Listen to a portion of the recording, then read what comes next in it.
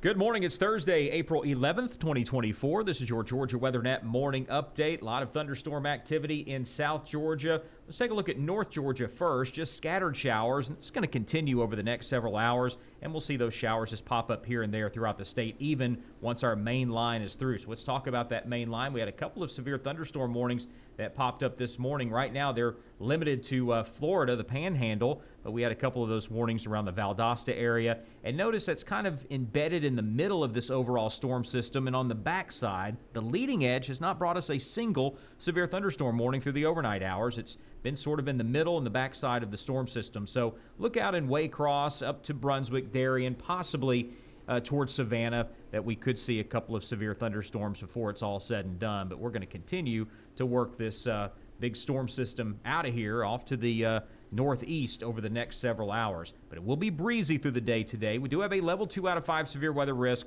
there in southeast Georgia, same area we're talking about with those embedded thunderstorms. So just be on the lookout all the way up to Statesboro and then along the Georgia coastline from Savannah all the way down to St. Mary's. Level 1 out of 5 severe weather risk covers the eastern half of the state, although I think our severe weather risk is starting to diminish a great deal there in North Georgia. Temperatures look like this.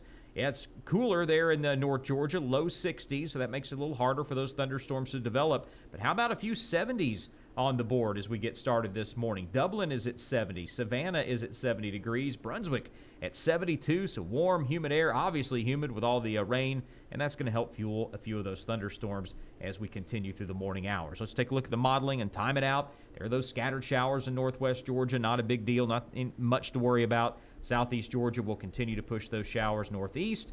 And then we see a little kind of a second line developing there at around noon, right down I-95, stretching across the Georgia coastline by 1 p.m. We'll finally push that out of here by about 2, and then we're clear. The wind is going to continue to pick up through the day today. As I mentioned, isolated showers popping up throughout the state of Georgia through this afternoon and into this evening.